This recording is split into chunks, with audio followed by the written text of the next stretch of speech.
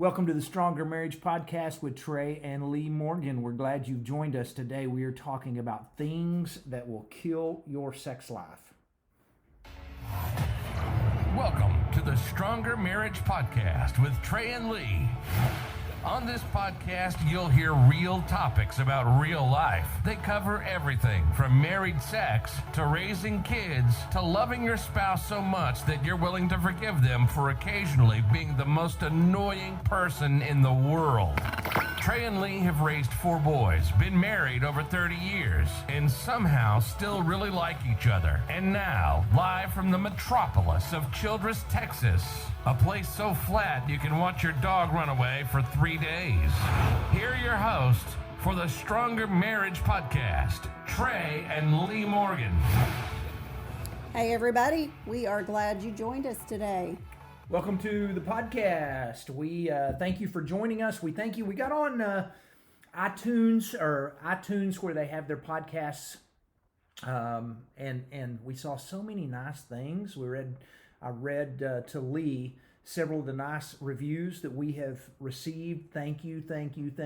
Yes. If you have left us a review on iTunes for our podcast, you are so kind to us. Thank you. We appreciate the encouragement because we don't always know, if we're doing any good by doing this. So hearing some of the comments let us know that y'all are listening and that y'all are getting something out of it. So we appreciate it. That is exactly right. We are a week away from Thanksgiving week. Actually, we're a week away from Thanksgiving. Yes. Yes. And so we're excited about that. We're going to see family, see a granddaughter, get to hang out. It's going to be a good week. We will not be back next week with an episode. We're going to take the week off. I hope that's okay. Thank you for your patience with us. But we thought we would do one today on sex and intimacy and talk about some things that if you're not careful, they can really be dangers to a good, healthy married sex life. There's a lot of value in protecting your intimacy and your sex life with your spouse. And there's a lot of things that can come in and creep into your marriage and kind of steal that. We don't want that to happen. That's right. We preach intentionality about everything, and your sexual intimacy is no different. You've got to be intentional with it to make it the best that it can be. And we want to say, this is probably a good part before we kick in with some of the points that we've got, that we talk about in our workshops the value of intimacy or sex in our marriage, because we have learned that it's more than just fun, that there is a reason that God designed sex for a husband and wife, and that it is because it connects and reconnects a couple together. It is just a bonding that takes place. And as we visited the other day and talked about in our workshop in Houston, there's that bonding, that oxytocin is released into your system when sex takes place between a husband and a wife. That is kind of a bonding, a claiming. That's my man, that's my woman. It's the same oxytocin that's released when you give birth to a baby, when you nurse a baby, or when you have sex. And it's God's way of reconnecting two people. Yes, absolutely. He gave us the gift of sex for a very specific purpose. And we should take advantage of it in marriage. Yeah, and so it's not just, it is for fun, it is for pleasure, it is not just for procreation, but it's for so much more than those two things. Yes. It is for oneness. Yes. And it is something that you have to protect, and you don't let things creep in and take away your intimacy. You want to be somebody who says yes more than you say no. We want to be somebody who sees it as a big deal instead of, it don't matter if that happens or not. It is healthy for your marriage. And so let's talk about some things.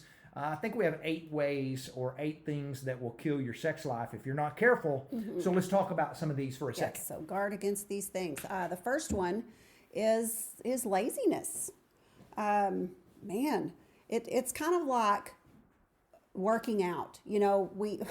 we try to go to the gym on a regular basis, and there are days that we just don't want to. It doesn't sound like fun. It sounds like too much work. It sounds like effort. And I'm going to just shoot straight up with you. As a woman, sometimes I can feel that way about sex. It's like, that just sounds like too much work right now. And Another thing on your to-do list. but it's never happened where afterwards I thought, man, I really hate that we did that. It's kind of like going to the gym. That's exactly right. I'm always glad that I made the effort to go to the gym. It always makes me feel better about myself. I usually have, better energy for the rest of the day. Whatever it is. And sex is no different, I think. Once you're there at the gym, you're kind of going, all right, I got this. I can handle this. This was good. I'm glad I came. That's right. And it kind of works that way. Sometimes laziness, just I don't have the energy. It's just something else to do. The kids have needed stuff all day long. Let's just push it to the back burner, and that's a dangerous thing to happen. It is, but it really does. It takes energy. It takes initiative. Sometimes it takes planning, but your marriage will be more healthy when it's happening regularly. Yeah. And there's a lot of reasons behind it. Sometimes you may be going, I'm tired. Sometimes you may be going, I'd like to throw this out there to my spouse, but I may be rejected, and that makes me feel bad. And so there's maybe a lot of reasons you don't, but you just got to say, hey, I'm not going to let laziness push this to the back burner because this is important to my marriage. That's right. So that can also lead us into the second one that we say that we call busyness and weariness. We talk about this in our workshops, that our schedules sometimes just get so crazy and we're so busy that we're dropping in bed exhausted every night. And I mean, that is just not conducive to a healthy sex life. If you're just so exhausted all the time and you're so busy that you can't find the time for sexual intimacy. And as we said before, it's just like working out. You're not going to ever find the time. You're going to have to make the time. And sometimes that means, looking at your schedule ahead of time and going, what night can we guard this week? Maybe it means sneaking home at lunch for a quickie. Yeah. I mean, whatever. But you can't just let everything else take importance over that. And it's easy to do these days when you've got kiddos. Maybe you got three kiddos and they're all involved in sports and activities, and you're going to all of those things, and you still work and have to take care of the house and cook, and you can get overwhelmed, and you can get too busy and be too tired to even think about it. But it's worth the effort if you will guard your schedule a little bit. One of the biggest detriments to marriage today is overscheduling. It really is. Not just sex, but marriage in general. Yes. Because it's kind of what we talked about last week. It is. You just get too busy, and it's just like you don't have time to be married. Yes. And things that are important suffer, like your intimacy with your spouse. And you may be exhausted. The kids all may finally be in bed, and sometimes we get kind of in that rut that just says, I'm going to go get in my recliner, and you fall asleep in your recliner, or you watch TV. Yeah, you watch TV, you start scrolling on your phone, and the next thing you know, an hour's passed, and that's time that you could have been spending together. And while that downtime is essential as well, just don't let that always be the case every night. Yeah, don't let that be the case. A lack of sleep increases anxiety, possible depression. Your overall productivity drops along with a healthy libido. Just make sure that you and your spouse are getting plenty of rest, because that will bless your intimacy as well. But both these points, laziness and number two, weariness and busyness, are all about priorities. And it's not important if you're not going to make it a priority, and you've got to make it a priority. It's just got to be something that is important. That's right. Got to be something that's important. So the third one that we want to talk about is getting stuck in a rut. Yeah. This is easy to do. I found it interesting. We posted several days ago on Instagram about intimacy and sex and healthy sex in marriage. And I had 2 or 3, and I think there were women that commented on there saying, hey, we've been married 25 years, we've been married 30 years, we've been married 35 years, and it has only gotten better with time. And these are people that I have no doubt that have protected the intimacy in their marriage. They have not given up, and they have just said, hey, we're going to stick after this because, early in marriage, it may be going, this wasn't everything it's been cracked up to be. But, when you've been married 33 years like we have, or you've been married for a while, maybe you're stuck in a rut. Don't get stuck in a rut. That means it doesn't have to be predictable. You don't have to have the same night. Don't always have to be in a bedroom. It doesn't always have to be the same thing all the time. And this is a podcast, so we can say these things. We don't always say these things at a workshop, but we can say a couple of things. So let me just say this. Healthy Christian married sex isn't always about just the missionary position. It's not always about the lights have to be out. It's got to be just in the dark. It doesn't have to be, it's just got to be at nighttime. It's just got to be the same position. Now, work or do what is comfortable for you. Meaning, if something works for you and your spouse, and that's a position or something that y'all really like, sure, do it again. But it's okay to change things up, do things a little bit different.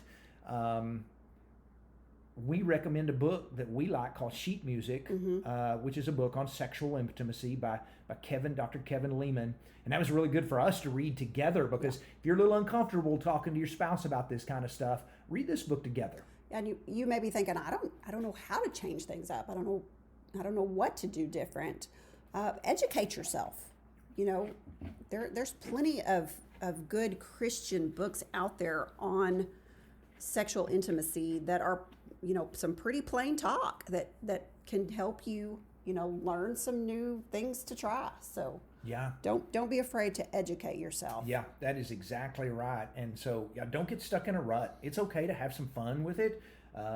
Communicate with your spouse and just say, maybe it's something you want to try, and just say, hey, would you be interested, or can we try this? Maybe you're a little uncomfortable talking to your spouse about that. Text it to them, make sure, as we talked last week or the week before, make sure you send it to the right person if we're going to talk about this, people. Check your person who you're texting to. But yeah, don't get stuck in a rut. That can be a sex life killer when it's just the same old, same old. Married sex should never be boring sex. And it's the longer you're together doesn't mean boring. It just means that you've learned how to rock one another's world. Ooh, that's good stuff right there. Yes. You've learned how to rock one another's world. It does. And a big part of this is, it kind of falls into this next one, is a lack of communication. Yeah. Is when hard. you don't talk about it. Yeah, it's hard on it. And so this falls right in there with, not getting stuck in a rut. If you've got to communicate, and you've got to, educate yourself, educate each other What about feels good, what you like and yeah. what you don't like. And guys, I'm just going to tell you what your wife may like one time, she may hate the next time, and I'm sorry about that. And I don't know why that is, but it's true. Why is that? Why is that? Oh, no. Yes. I don't know. It would just be so easy if you could just get your little notebook out and go, okay, so this is what they're going to like this time. Yep. No, it don't work that way. I don't know. It just doesn't. So I'm sorry that we're so difficult, but it's God true. made you that way. But yeah, communicate, talk about those things. What feels good, what you like, what you don't like, that sort of stuff.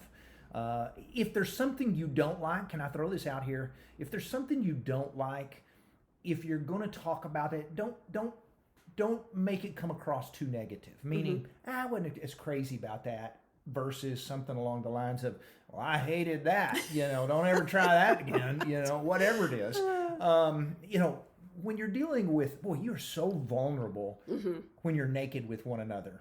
And I mean, boy, you just don't get any more vulnerable than sex and marriage. That's why it's so amazing. And so be cautious how you how you communicate sex to one another, how you talk about it.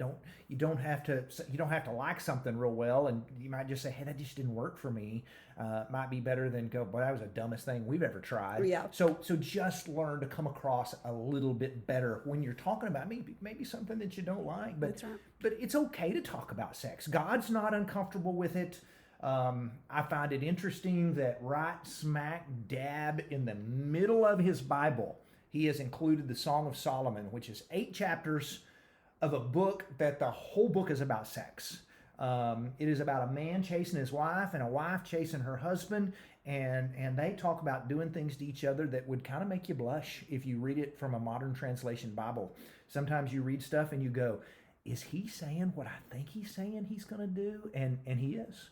And so if God's not embarrassed by it, it's okay for you to talk about it with your husband or with your wife. It's totally okay.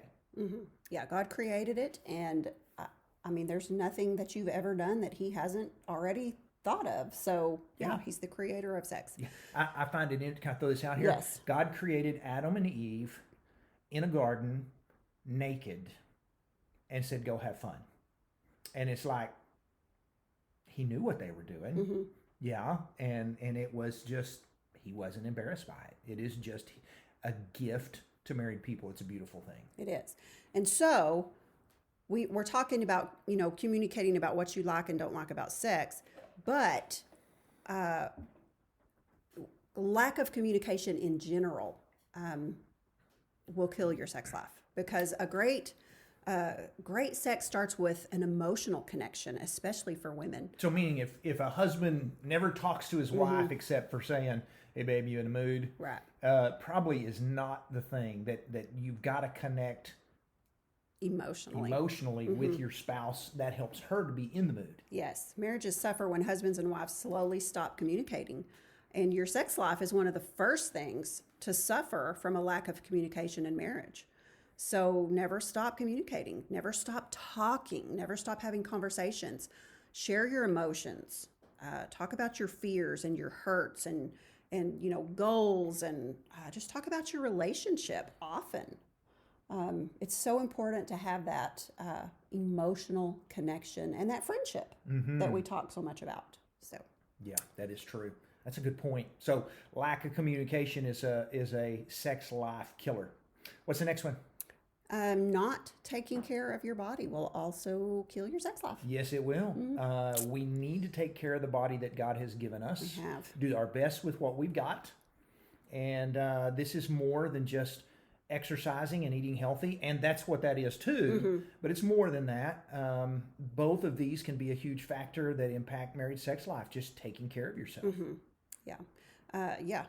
Exercise, eating healthy, those are important things. Those do and can affect your sex life, but it's more than that. Sometimes there are just things that are not working well. Sometimes you just don't feel well and you can't figure out why, and they might require a trip to the doctor. And we're so stinking proud sometimes, and we think, "I don't want to go to the doctor. That's embarrassing." To go and talk to the doctor about having problems in that area. But that's silly. I mean, we suggest you go to the doctor at least once a year to monitor your overall health and stress levels, because my goodness, your yearly checkups have practically saved your life twice. And we both do this. We both have yearly physicals where we go in and have some blood work done and just kind of get a good checkup. It is just like you have preventative maintenance on your car, that you check your oil and you change your air cleaner and all this kind of stuff. We have preventative maintenance on our bodies, and twice a doctor has found cancer early by me just going in for a yearly checkup, which has been amazing. Yeah. One of the things that a couple of years ago, I went in and had some blood work done, and being a man in my mid-50s, my doctor said, "You're low on testosterone." And maybe there's a man listening to this that needs to hear this, and I'm going to tell you just so it'll encourage you. I asked him, I said, "Well, what does that mean?" Because I just tied testosterone and sex together, and my sex life was still really pretty good. And he says it's not just about sex. He says, yes, testosterone is needed for a man to function sexually, but he said he said, do you find yourself, climbing in your recliner at 6 o'clock at night, exhausted and just done for the day and not having energy and not sleeping well? He named off about 5 things, and I said, yes, on every one of those. I said, I just figured I'm getting old and I don't have the energy I used to have. He said, that's all low testosterone. And he encouraged me to do weekly shots and set this up. And I have been doing these for the last 2 to 3 years, and it has really made a difference in all areas of my life. My energy, my sleeping, I'm sure in my sexual health, just different things. And so don't be embarrassed about going, hey, if something's not working, or if a doctor says, hey, if you do this, that might make things a little bit better. Sometimes it might require a trip to a doctor. Yeah, and same for women. I mean, those hormone levels may not be quite where they need to be. If you're, middle-aged, what we would say middle-aged, you may not be producing enough progesterone, which can affect all kinds of things, not only your libido, but just different things. And so that's kind of like testosterone for women, right? Yes. Okay. So get those things checked out. Yeah, go see a doctor. Go see a counselor. Go see a psychologist if there's some mental issues, maybe some past hurts. That's right. You may have some things in your past that you have not ever quite dealt with, and go talk to a counselor. Don't have too much pride to get some things worked out that might need to be worked out. I always said, going back to testosterone and being a man in my mid-50s,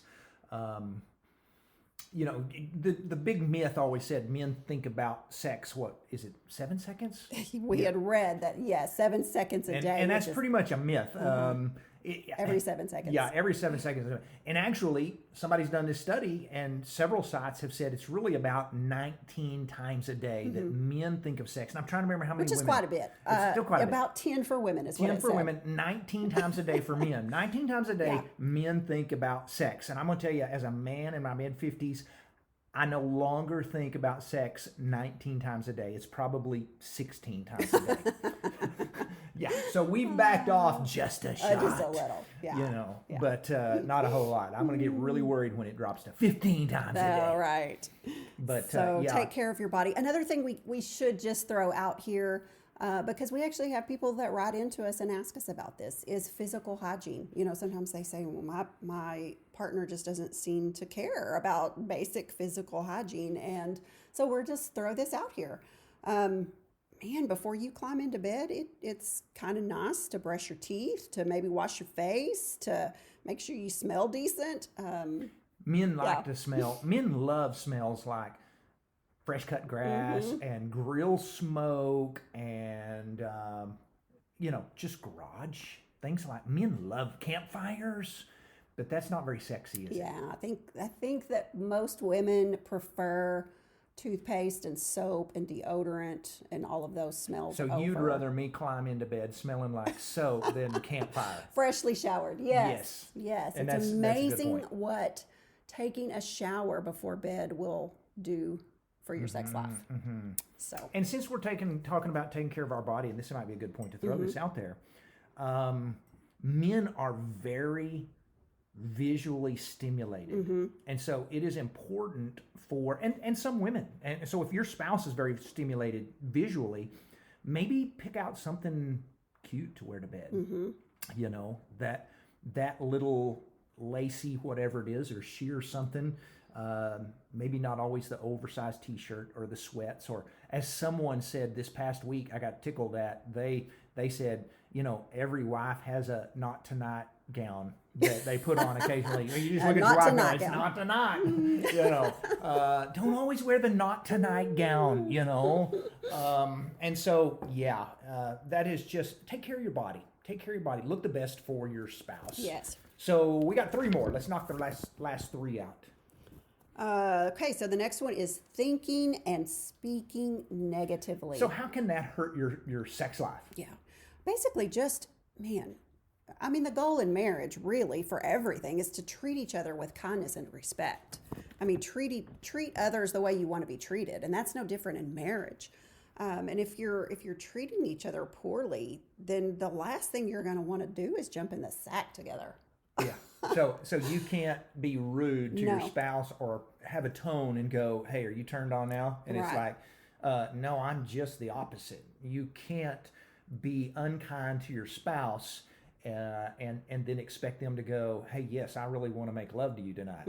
You know. Yeah, it's just kind of like throwing cold water on things. So, and then be especially kind to each other regarding your physical appearance and attractiveness, especially women. I mean, guys don't make jokes about her knocking over lamps with her hips, and then expect her Yeah. to want to show her body to you. So, Good point. yeah, when people don't feel good about themselves, they are less enthusiastic about having sex. So build a habit of thinking and speaking positively and treating each other well.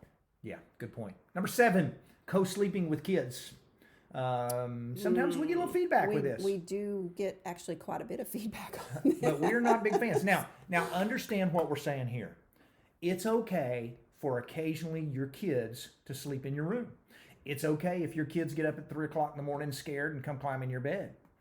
But it's not okay for every night your kids to be in your bed when you go to bed at 8:30 and share a bed with them every night. That is just a habit that becomes a problem. And we have visited with a lot of couples who have said, we don't have any intimacy because kids are always in our bed. And that's not a healthy thing. Your bedroom needs to be reserved for you and your spouse. It needs to be your sanctuary. And if your kids are sleeping in your bed, then you go sleep in their bed.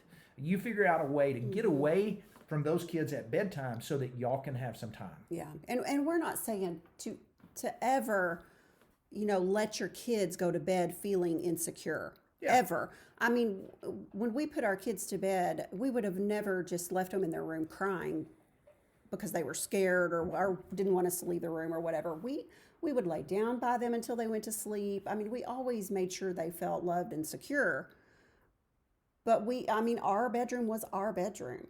And they knew they could come in there if they were scared or had a bad dream. And we had one that every single night came in and wanted to climb in bed with us. And I just don't sleep well if I'm got a little one Sticking his feet on you. Yes. I mean, and so I finally just said, okay, if you're going to do this every night, I literally made a pallet, put a blanket and a pillow next to my bed.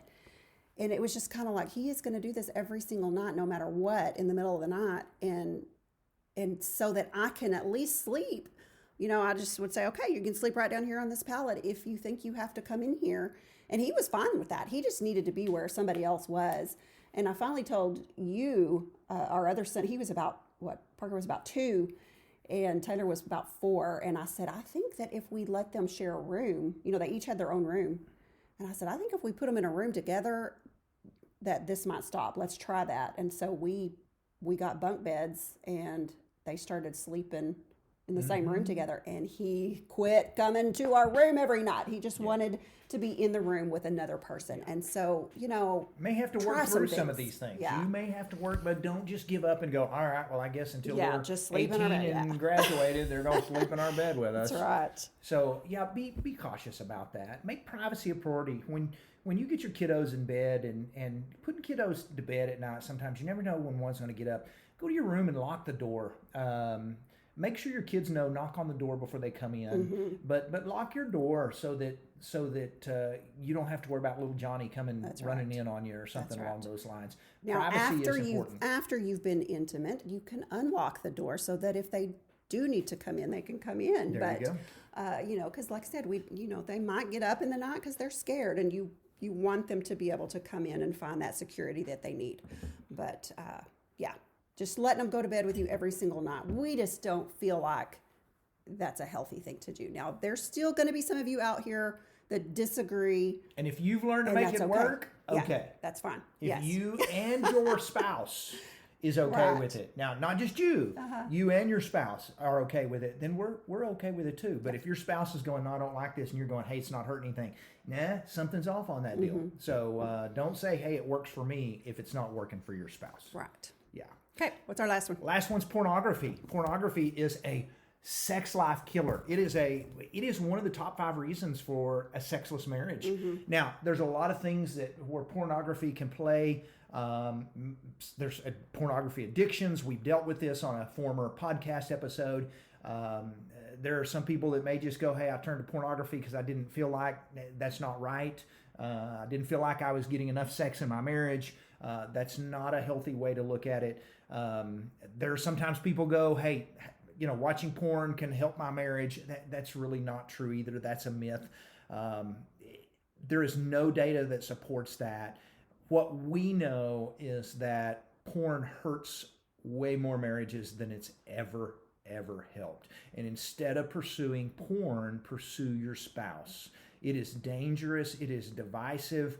And if you're struggling with it, you're not alone. There's a lot to do, and you need to find some help. Do what you can to find some help. Get that fixed, and don't let that destroy your intimacy and your sex with your spouse. Yeah, that's right.